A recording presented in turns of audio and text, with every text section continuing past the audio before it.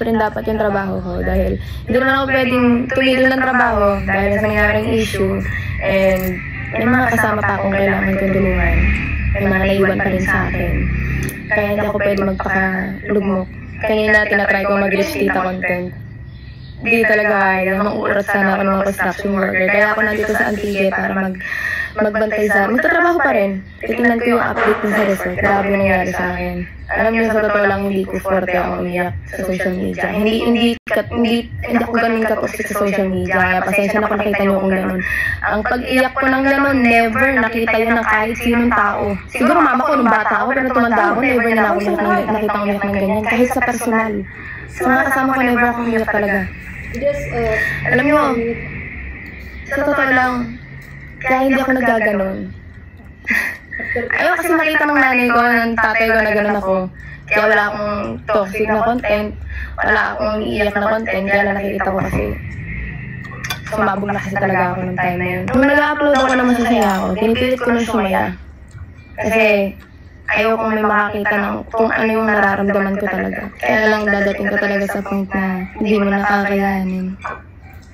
Grabe din yung supportang nakukuha ngayon, lalo na sa mga dinadawit nilang influencer. Alam niyo, papakita ko na lang kung paano nila ako suportahan. Si Cherry White, grabe mag-message niya sa akin yan. Grabe ako payuhan, anything. Kasi syempre, nararanasan din niya eh. Isa din siya sa mga ulo ng mga vlogger. Si Tony Fowler. Nagulat ako nag-message yan. I-post niyo na lang yung naaalala niya pa na ako yung nag-sponsor dati sa kanya ng dance studio. Nakita niyo, never kong binlag yun. Ayaw kasi nagmamalaki. Ayaw kong pinagmamalaki mga ganung bagay. Ultimo nga yung sakit ko na alopecia eh.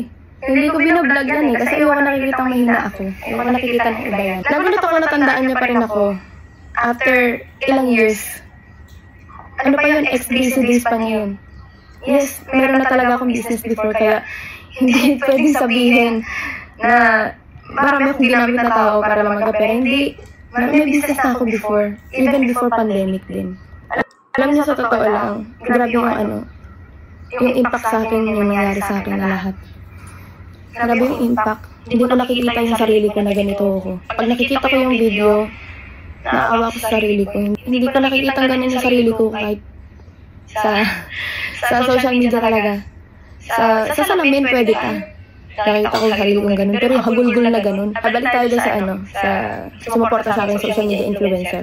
Mapapansin niyo yung mga mukha nun. Mga mukha nun masyadong matatapang. Pero naintindihan nila yung situation ko. Matapang din mukha ako partida. Naintindihan nila yung situation ko. Yung mga ganyang matatapang, sobrang soft-hearted. Alam nila yung mga ganito situation. Kaya hindi nila ako mag-handle ng mga tao. Tapos ganyan yung magiging ending. Alam nila yan. Kaya bigla silang nag-reach out sa akin. Kasi may mga nababasa ako na nagsisend sa akin. Mga post na nilalait ko daw yung mga fans ko. Mga fans, mga bata. Kasi may nakikita ko mga ganong comments. Sinesend lang sa akin ng mga kakilala ko. Yung palalait ko na yun, sa backstage yun. And gusto nila yun. Sa stage niya, inabe-request ko yung mga tao na hindi ko sila, murahin ko sila. Basta. Sa stage, ginagawa ko rin yun. Sa backstage, nakikipagbardago lang ako sa mga fans. Para ma-feel nila na very welcoming ako. Para hindi sila mahiya kasi nakikita ko yung iba nahihiya. So, ang gagawin ko, barbardagulin ko. Ganon. And then, tuwa naman sila. Kasi nakilala na talaga akong ganon. Ganon magsalita. Hindi ko naman tinago sa social media yung hindi ko pinapakitang mabait ako sa social media. Kaya nga gusto nila, minumura ko sila.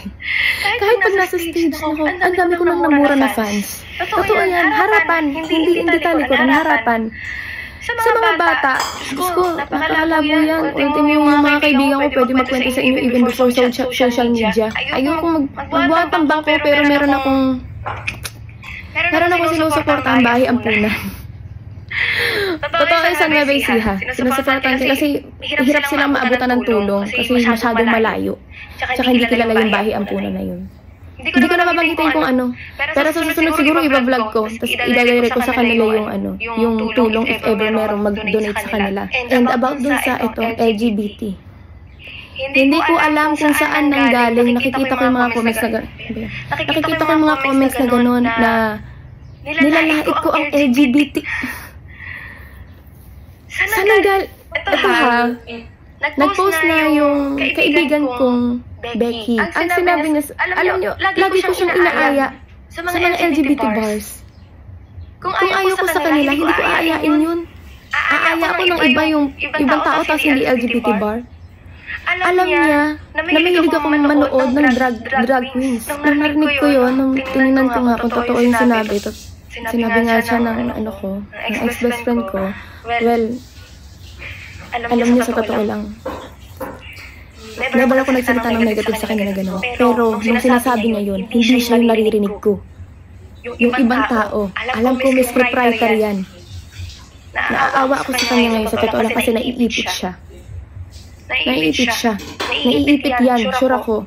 Kasi ginagamit sila eh.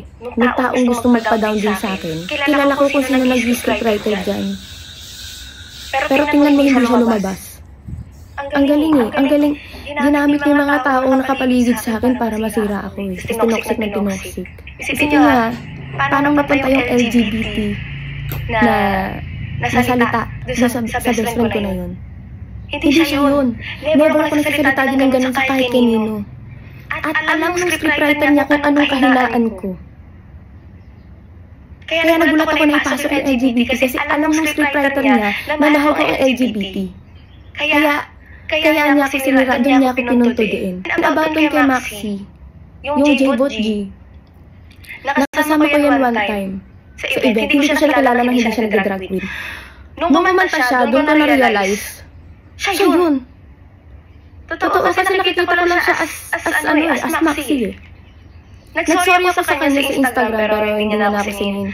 And ako 100% isusugal ko lahat pati karir ko. Never ako nagsalita ng negative sa boses na dahil ang kapal ng mukha ko para magsalita ng negative tungkol sa kanya dahil hindi ako sinira, rapper ako. At the same time, sa totoo lang ha, eto, mawala na ng karir. Ilang araw ko nang pinag-iisipan, sinasabihan ako ng director namin na i-message yung magkapatid na yun. Kasi nilalabas talaga akong music video. And maganda sila para doon. Nung nakaraan, mag-message na dapat ako, nahihila lang ako doon sa kapatid niya. Nagtatanong na sana ako ng TF. Totoo yun. Ako personally proud ako sa edyo. Nag-post pa ako even before sa TikTok dati. Nag-post ako dati sa TikTok na sinusuportahan ko ang drag queens. At lalo na yung nung pumutok yung kanta ni Maxi. Kahit tingnan niyo yung TikTok videos ko, sinuportahan ko yun. Ang init pa ng issue na ng time yun, pero sinuportahan ko siya nun.